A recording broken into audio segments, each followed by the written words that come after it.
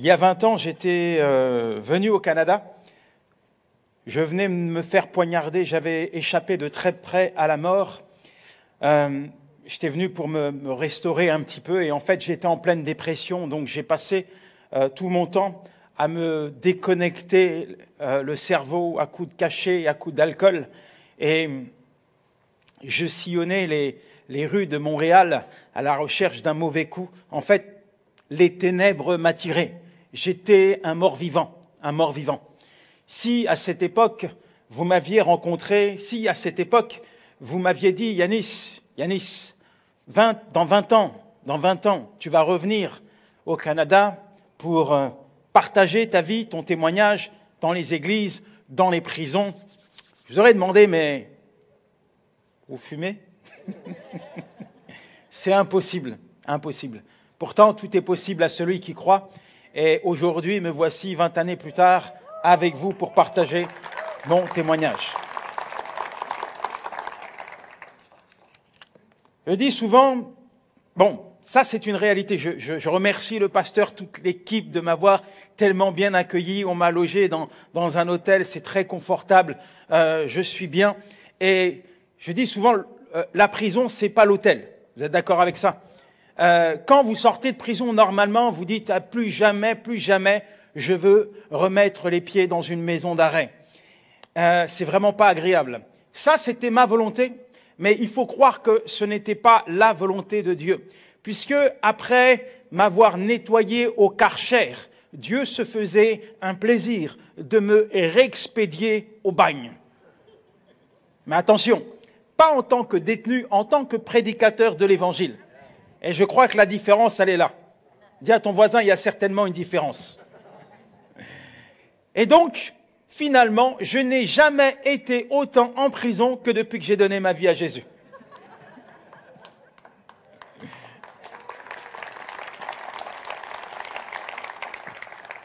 Et dernièrement, j'étais donc dans la plus grande prison d'Europe, à Fleury-Mérogis. Beaucoup de détenus s'étaient réunis.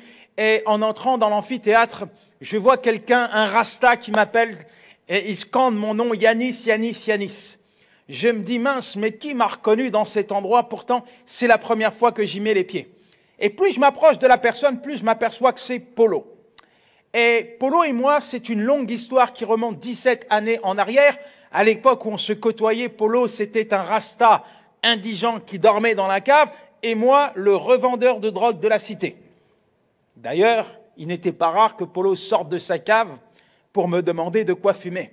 Et comme il sentait extrêmement mauvais, je lui donnais rapidement une boulette de cannabis en lui disant « Polo, s'il te plaît, repars dans ta cave, tu vas faire fuir ma clientèle. »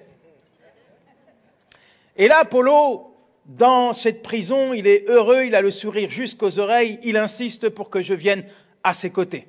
Et je sais ce qu'il est en train de se dire. Chouette, Yanis est de nouveau en prison.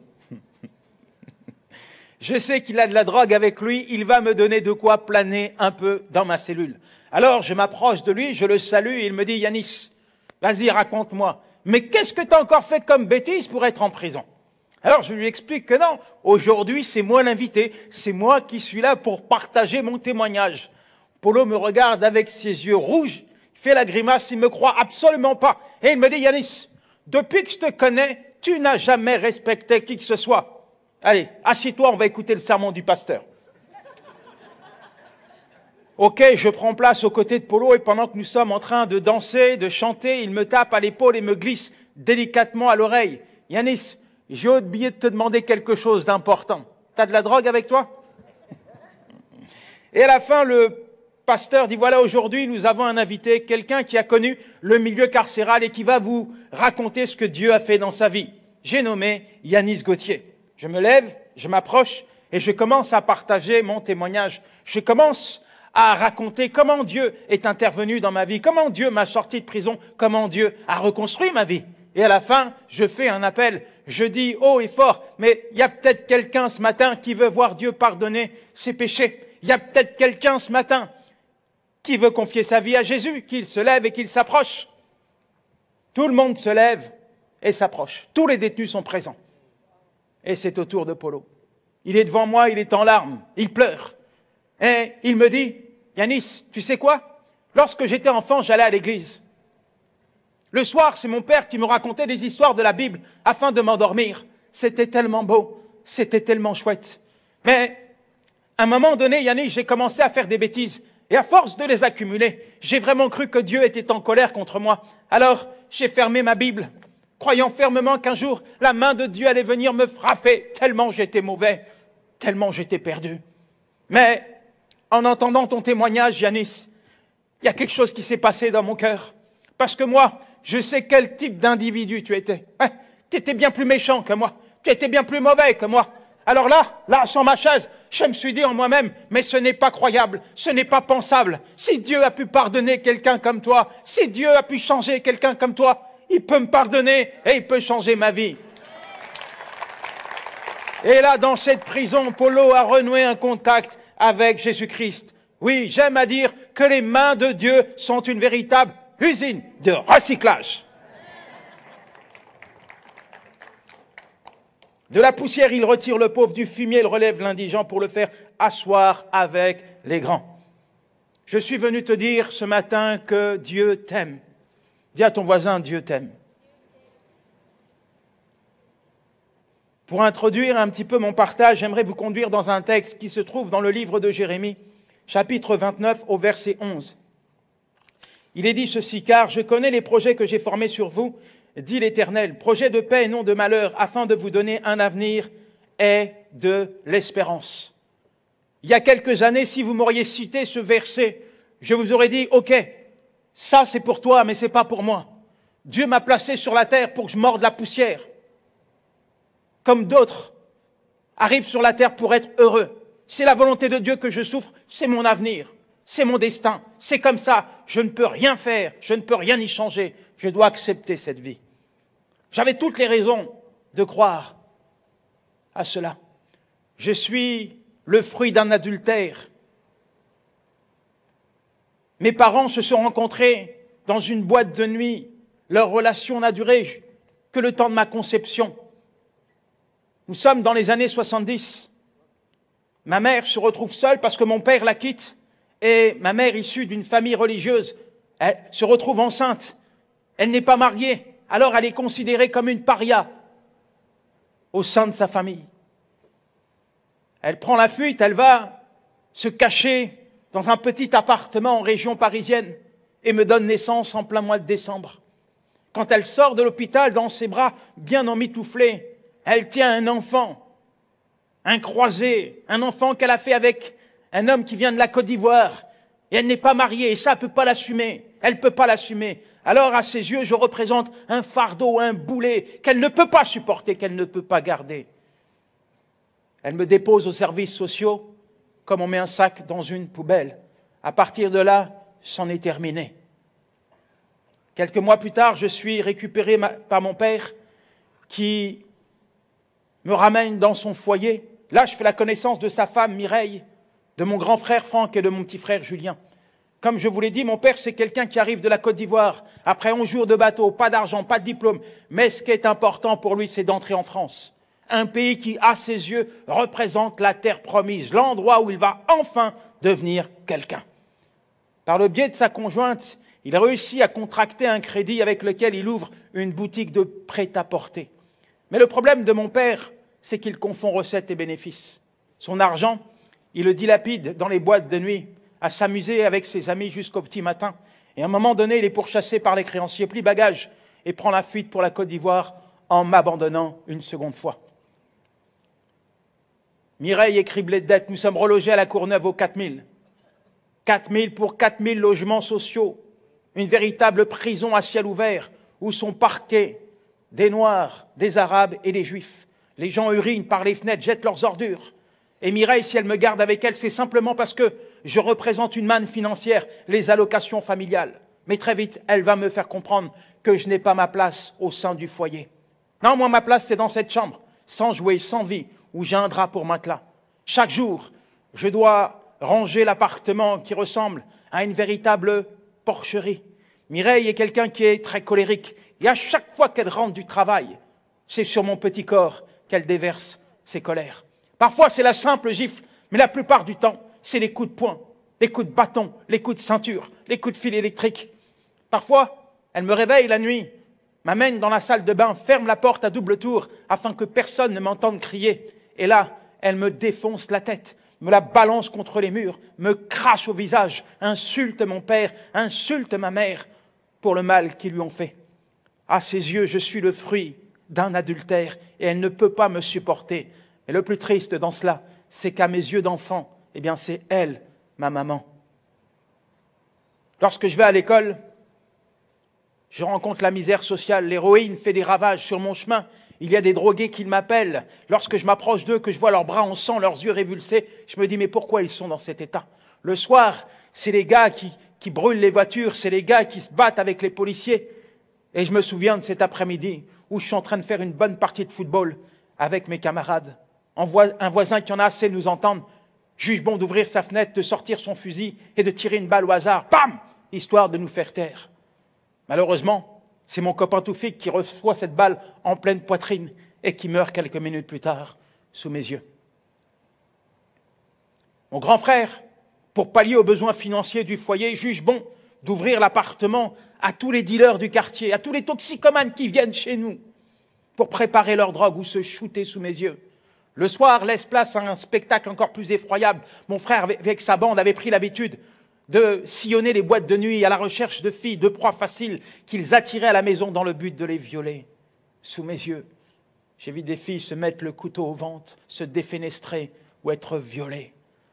Alors, lorsqu'à 15 ans, mon professeur de français me dit « Yanis, tu n'es qu'un cancre, tu es le clown de la classe, tu n'as pas ta place ici. » J'ai envie de lui dire « Monsieur, vous ne me connaissez pas et vous me jugez.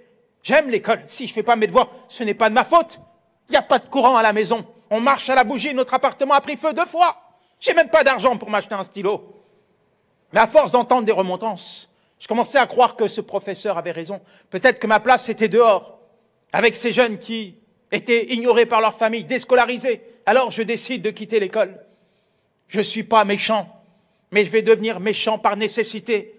Quand je vois un jeune de mon âge qui a de l'argent dans les poches et que ça fait des jours que j'ai le ventre vide, je me donne le droit de lui prendre son argent. Quand je vois un jeune de mon âge qui a un blouson et que j'ai froid en hiver, je me donne le droit de lui prendre son manteau.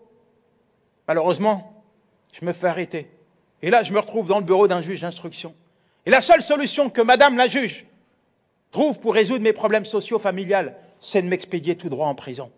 J'ai 15 ans et pour la première fois, je mets les pieds dans une maison d'arrêt. Je suis le plus jeune et j'ai le droit à quelques avantages. 3 repas par jour, la télé, un matelas, une couverture pour dormir. Bref, c'est mieux qu'à la maison. Et puis, à la cité, quand on parle de la prison, ça ne nous fait pas peur. On dit que c'est l'école de la rue. Ouais, c'est l'école de la vie. Il faut passer par là pour devenir quelqu'un. À cet instant, pour moi, c'est vrai. Pour me sortir de la misère, il faut que je vole. Alors, je n'ai pas pris mon incarcération comme une punition, bien au contraire, mais comme une opportunité pour sortir de ma galère et pour avoir de l'argent. Les années vont passer successivement, je vais devenir un escroc, un voleur, et puis un revendeur de drogue. Au fur et à mesure du temps, je vais recruter des personnes qui vont vendre pour moi de la drogue dans les bars, dans les cités, dans les boîtes de nuit. Je vais créer des filières à Amsterdam, au Maroc, et là, c'est mon train de vie qui change du tout au tout. Désormais, je roule en belle voiture, j'ai des beaux habits, bref, je ne me refuse rien. Et pour moi, c'est une belle revanche sur la vie. Mais il y a quelque chose qui ne va pas dans mon cœur. J'ai l'apparence d'être bien, mais intérieurement, c'est la misère. Alors, pour pallier à cette détresse qui est là, cette souffrance que personne ne peut voir, je me mets à me droguer, à boire de l'alcool encore et encore. En fait, je me crée un monde artificiel. Et au sein de ce monde, je me sens enfin exister. Et je me revois encore dans cette chambre d'hôtel. Et là, j'ai une pleine vue sur ma vie. Elle se résume à un seul mot, calvaire. J'aurais tellement voulu avoir un père à mes côtés pour me relever, me fortifier. J'aurais tellement voulu avoir une mère pour me consoler, essuyer mes larmes.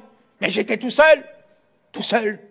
Alors, j'ai envie d'en finir, d'en terminer, de me couper le fil de la vie. Je prends un couteau que je pose sur mon bras. Et toute la matinée, je vais essayer de trouver la force de me sectionner les artères. Pas avoir la force d'aller jusqu'au bout, mais toujours est-il que je vais me taillader le bras, m'infliger une punition, celle que la vie représente à mes yeux. Après quoi, je vais adopter un comportement autodestructeur, vis-à-vis de ma propre personne. Aucune limite. En fait, j'attends que la mort vienne me prendre.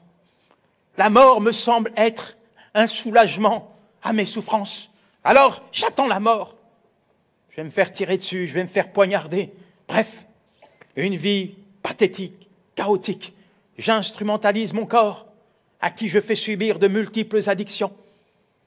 Et j'aimerais vous amener à mon deuxième point, le dernier. Mais c'est le plus important. Dieu vous aime. Dieu vous aime. Quand j'entends cela, pour moi, c'est juste impossible. Le contexte ne s'y prête pas du tout. C'est ma conjointe qui est enceinte, qui vient me voir en prison avec nos 2 enfants en bas âge et qui me dit à moi, Yanis Gauthier, que Dieu m'aime. Pour moi, c'est juste impossible. Je suis là, dans cette prison, enfermé pour plusieurs vols à main armée. J'encours une peine de 20 ans. 20 années de prison. Alors je ne peux pas imaginer un seul instant que Dieu puisse aimer quelqu'un comme moi. Oui, Manu elle-même, ça je le réalise. À présent que je suis au fond du trou, que je n'ai plus rien, que je suis seul dans ma cellule sur laquelle je frappe jusqu'au sang, tellement je m'en veux, tellement je suis en colère, à présent que je suis tout seul, elle est là. Oui, elle-même. Tout le monde m'a abandonné, mais elle est encore là. C'est la seule personne qui prend mon linge, qui le lave, qui met un peu de parfum dessus, afin que je sente bon dans cette prison. C'est la seule personne qui m'écrit des lettres pour m'aider à tenir pendant ces longues nuits d'hiver. C'est la seule personne qui me rattache à un semblant de vie. C'est la seule personne qui est là pour moi. Alors oui, elle m'aime plus que ma propre mère. Mais le problème, c'est celui-ci. À chaque fois qu'elle vient me voir, il faut toujours qu'elle me parle de Dieu. Et un jour, j'ai été convoqué par les psys. Ils ont étudié ma personnalité. Ils se sont mis à 2 en équipe. Le cas était tellement rare. Et leur conclusion, eh bien, c'est celle-ci. Monsieur, vous êtes mort.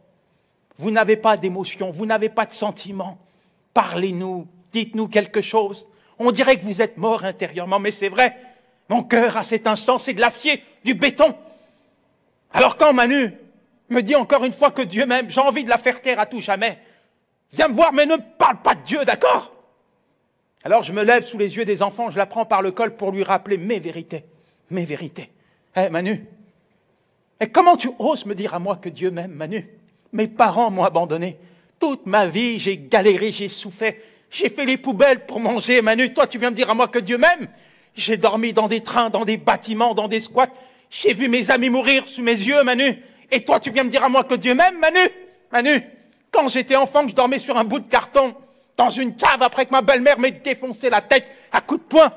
Le seul être vivant, Manu, qui était là pour essuyer mes larmes, pour me donner de l'amour, de l'attention, de l'affection, c'est mon chien, Manu. Mon chien, il m'a aimé plus que l'homme. Alors ne me dis pas à moi que Dieu m'aime, parce que si Dieu m'avait aimé un seul instant, une seule seconde, il n'aurait jamais permis ça, jamais.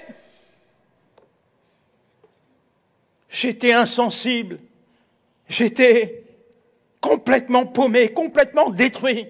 Je ne pouvais pas imaginer que Dieu puisse aimer quelqu'un comme moi. Pourtant, un soir dans ma cellule, il va se passer quelque chose d'assez particulier. Je vais avoir un parloir avec Dieu. C'est comme si Dieu était présent. C'est comme si Dieu venait parler à mon cœur pour me dire, Yanis, Yanis, mais quel est le jour où tu vas comprendre que je t'aime? Quel est le jour où tu vas comprendre que je t'aime? Toute la nuit, j'ai entendu ces paroles marteler mon cœur et ma conscience toute la nuit. Et le lendemain, j'avais parloir avec Manu. En entrant dans le parloir, c'est comme si un voile était ôté de mes yeux. Je regarde cette femme qui est à bout de force, cette femme qui est devenue la risée de toute sa famille, qui a été roulée dans la boue, dans la poussière à cause de mon attitude, cette femme qui a accepté de descendre de son bus à la maison d'arrêt de Bois d'Arcy, qui a accepté de porter cette honte, cette femme qui a accepté qu'on fouille les couches de ses bébés pour voir si elle n'y cachait pas de la drogue à l'intérieur lorsqu'elle me rendait visite, cette femme qui est là, je la regarde, et je lui dis, Manu, Manu, est-ce que ton Jésus, il peut faire quelque chose pour un gars comme moi? Est-ce que ton Jésus, il peut faire quelque chose pour un pauvre pécheur comme moi? Est-ce qu'il le peut? Et là, elle se met à pleurer, m'ouvre son cœur et me partage son secret. Yanis, depuis le jour où tu as mis les pieds dans cette prison, j'ai levé la main vers Dieu. Depuis le jour où tu es incarcéré, je n'ai jamais cessé de prier pour que Dieu touche ton cœur. Et aujourd'hui, là maintenant, Dieu vient d'entendre la voix de mes larmes et il vient d'exaucer mes prières.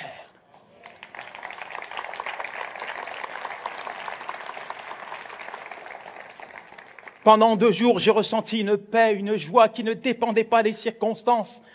Et 2 jours plus tard, je suis assailli par des terribles pensées. C'est comme si l'ennemi de mon âme venait mettre une glace sous mes yeux pour me dire « Regarde qui tu es, toi. Tu n'es qu'un voleur. Tu as abandonné tes enfants. Tu as fait du mal toute ta vie. Tu es enfermé ici dans cette prison avec des gens qui te ressemblent. Tu crois que Dieu peut pardonner quelqu'un comme toi? Tu es coupable et tu vas payer. Tu vas payer. » Me répéter des choses qu'on m'avait dit toute ma vie. Toute ma vie. J'ai croisé la route d'Alain Mounier, à qui j'ai demandé une Bible. Cette Bible, elle va rester là dans ma cellule pendant des jours. Je vais la regarder, je vais l'observer. Mais je ne peux pas la toucher. Non, ce n'est pas possible. Je ne peux pas l'ouvrir, je ne peux pas la lire. Ce n'est pas possible. Je suis tellement sale à mes yeux. Je me sens indigne, impropre. Je ne mérite pas l'amour de Dieu. Et puis, il y a mon passé. Quand ma belle-mère rentrait à la maison et qu'il y avait une fourchette qui n'était pas lavée, j'avais le droit à des coups. Bam! Bam! Parfois, j'avais rien fait. Elle m'appelait « Yanis, viens ici. » Bam! Qu'est-ce que j'ai fait? Pourquoi tu me frappes? Moi, je t'aime, t'es ma mère, mais il faut que tu me frappes tout le temps. À l'école, quand je ne faisais pas mes devoirs parce qu'il n'y avait pas de courant, là encore, j'étais puni. Au coin, on m'a réprimé toute ma vie. Quand je volais des paquets de gâteaux et que je me faisais arrêter, c'était le commissariat. Quand j'ai volé des blousons parce que j'avais froid, là encore, la juge, au lieu de m'aider, elle m'expédie en prison toute ma vie. Ça a été la répression, encore et encore. On m'a jamais donné une chance. On n'a jamais essayé de me comprendre. Alors quand je suis devant cette Bible, je me dis dans mon cœur, il faut certainement que Dieu vienne me punir. Ouais. Il faut qu'il me frappe, il faut qu'il me cogne parce que je mérite. Ouais, ce châtiment. Il faut certainement que Dieu vienne me frapper et après, il va me pardonner. Ouais. Mais il faut que je paye quelque chose. Il faut que je paye quelque chose. Comment croire? Comment croire que Dieu peut te pardonner lorsque tu es dans une cellule et que sous tes yeux, il y a des barreaux qui te rappellent que tu es juste un matricule. Juste un matricule. Pourtant, Dieu ne va pas me punir, mais va me révéler son amour. La Bible dit, dans Jean 3, verset 16, « Dieu a tant aimé le monde qu'il a donné son Fils unique, afin que quiconque croit en lui ne périsse point, mais ait la vie éternelle. » C'est ça la vérité. Et à partir de là, ce texte, ce passage, cette parole vivante était inscrit dans mon cœur. Et il était impossible de me sortir désormais de l'amour de Dieu. Oui, j'aime à dire,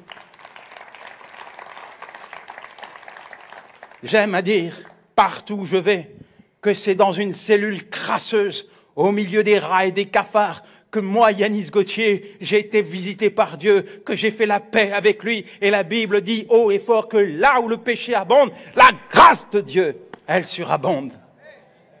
Dis à ton voisin, il n'y a personne comme Jésus.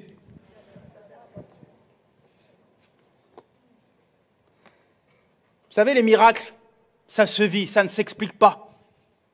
Quand Dieu décide, il manifeste sa gloire dans la vie d'un homme. Quand il le veut, il produit un miracle. Une chose est certaine, c'est que Dieu n'est pas au chômage, il n'est pas à la retraite, il est le même hier, aujourd'hui et éternellement. Et je vais vivre un miracle, un véritable miracle de la part de Dieu. Quelque chose de divin. On arrive au 7e mois de mon incarcération, dernière semaine de la grossesse de Manu. Nous sommes ensemble au parloir, on prie pour ça. J'aurais tellement voulu être là, l'accompagner, ne serait-ce que pour lui tenir la main et lui dire « Mon amour, pousse, allez, pousse. » Et alors que je regagne ma cellule, on m'informe que le directeur veut me voir. C'est pas bon signe. Et effectivement, quand j'arrive à son bureau, il est en colère contre moi. Il est furax. Elle me dit, des gens comme vous, on les garde au chaud, ici. Pourquoi vous me dites ça? Il me dit, ça fait 20 ans que je travaille en milieu carcéral et je dois dire que je n'ai jamais vu ça. Je lui dis, mais qu'est-ce qui se passe, monsieur? Et là, il me montre un fax. Il me dit, voilà, je viens de recevoir ce papier de la juge d'instruction. Je ne sais pas ce qui lui a pris, mais soudainement, elle a décidé de vous libérer provisoirement. Alors, faites votre pactage et rentrez chez vous.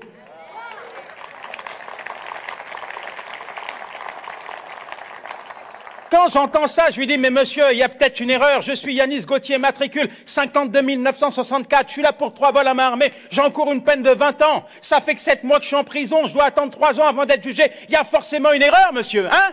Et là, il me regarde, il me dit, qu'est-ce qu'il y a? Vous avez un problème? Vous voulez rester avec nous? Je lui dis, non, merci, ça va, je rentre chez moi. J'arrive à la maison, je sonne. Manu, les enfants m'accueillent. Nous allons dans le salon, nous nous mettons sur les genoux, nous commençons à adorer, magnifier, exalter, glorifier Dieu pour ce miracle qu'il venait d'accomplir. Et là, tout à coup, Manu me dit, chérie, je serai toi, je prendrai la valise qui est là, parce que je pense que je vais mettre notre enfant au monde. Quelques heures plus tard, je coupais le cordon ombilical de mon petit bébé et je promettais au Seigneur Jésus de le suivre jusqu'à la fin de mes jours. Après quoi, Dieu entre en scène. Dites à votre voisin, Dieu entre en scène.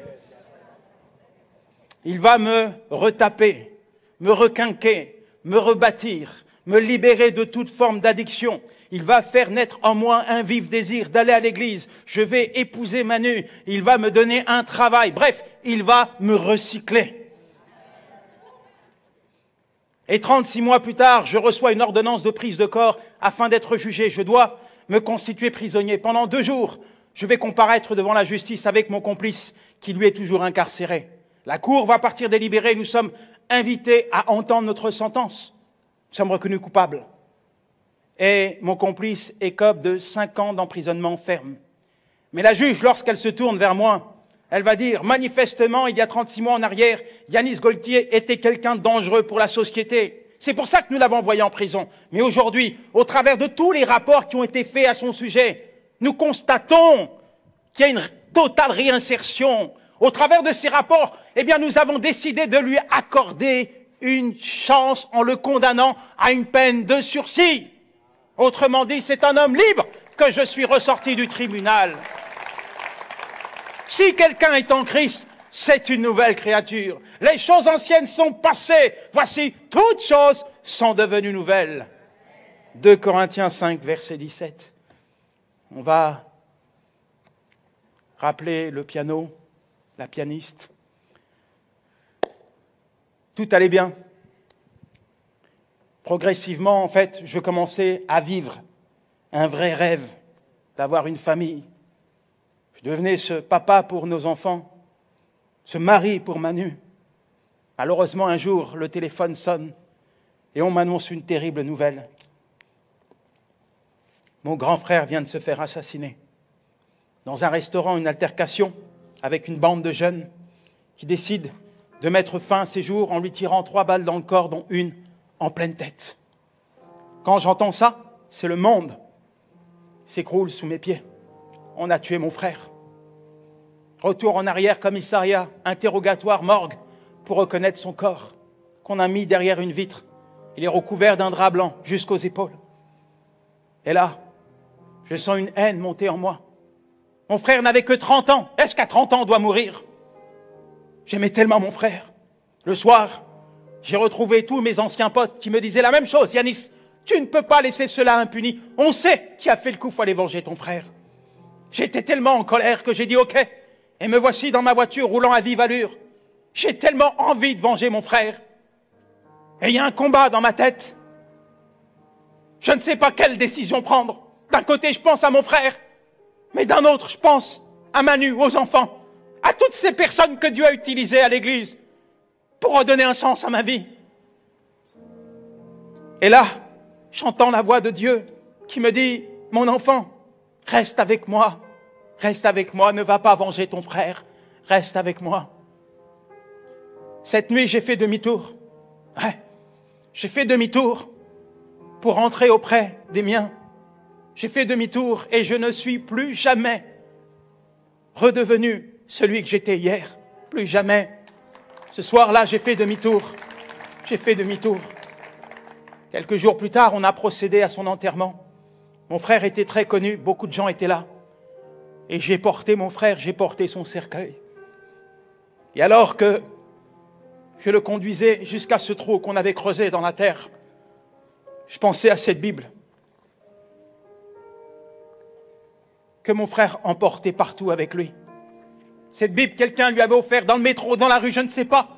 Mais c'était son porte-bonheur. Quand il l'oubliait à la maison, il revenait la chercher. Il ne pouvait pas sortir sans cette Bible. Et moi qui suis chrétien, je ne peux pas ignorer les vérités qu'elle renferme. C'est un véritable trésor. Tout comme je ne peux pas ignorer que mon frère n'a jamais ouvert cette Bible. Mon frère n'a jamais permis à Dieu d'entrer dans son cœur, d'entrer dans sa vie. Et pourtant, il avait tellement besoin de Dieu, tellement besoin.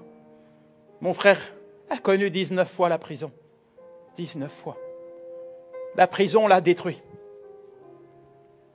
La prison l'a achevé, l'a brisé.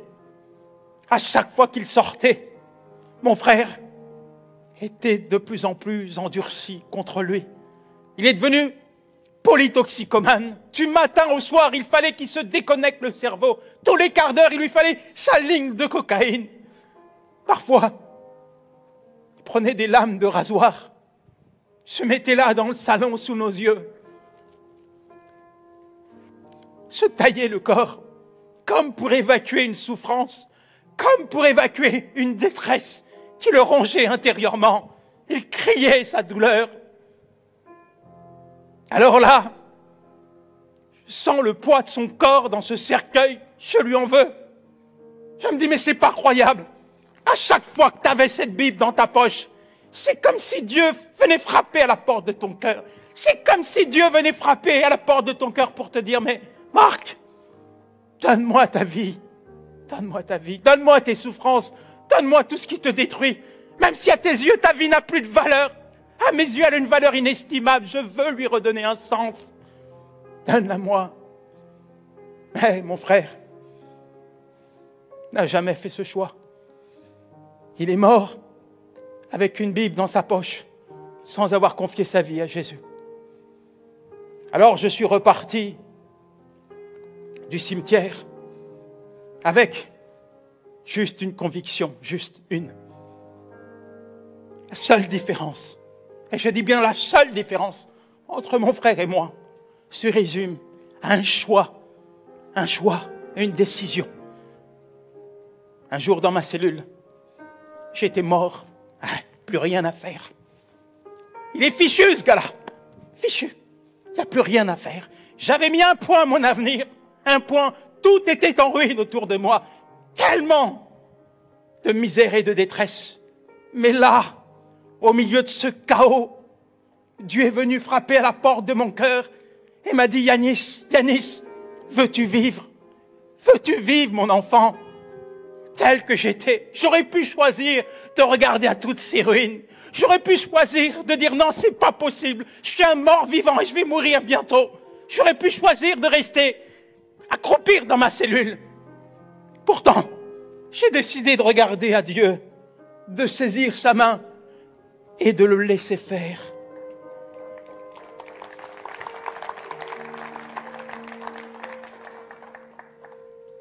Aujourd'hui, je suis devant vous.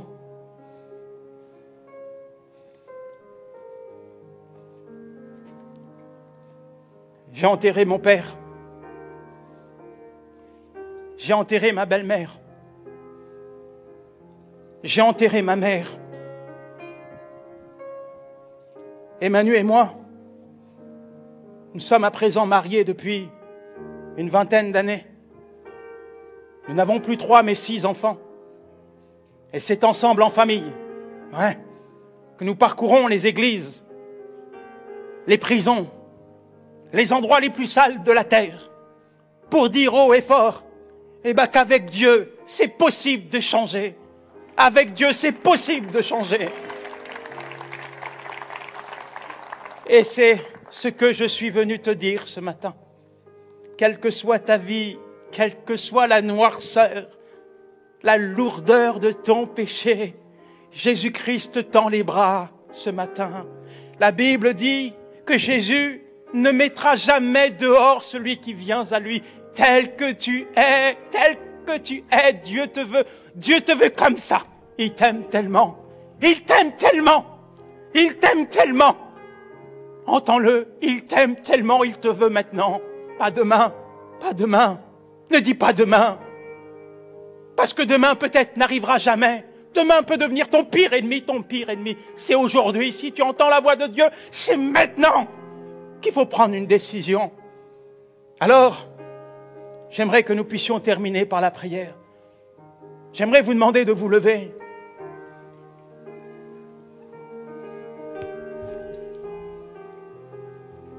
J'aimerais simplement demander à ceux qui veulent accepter Jésus-Christ comme Seigneur et Sauveur de lever la main comme pour dire, Seigneur, me voici, me voici, me voici.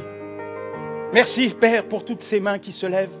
Et vous allez répéter après moi cette prière, Seigneur Jésus, j'ai entendu aujourd'hui ta parole et je sais que tu es mort pour mes péchés, pour lesquels je te demande pardon. En ce jour, je t'accepte comme mon Seigneur et comme mon Sauveur. Je me repens d'avoir vécu pour moi-même et je prends l'engagement de te suivre jusqu'à la fin de mes jours. Amen.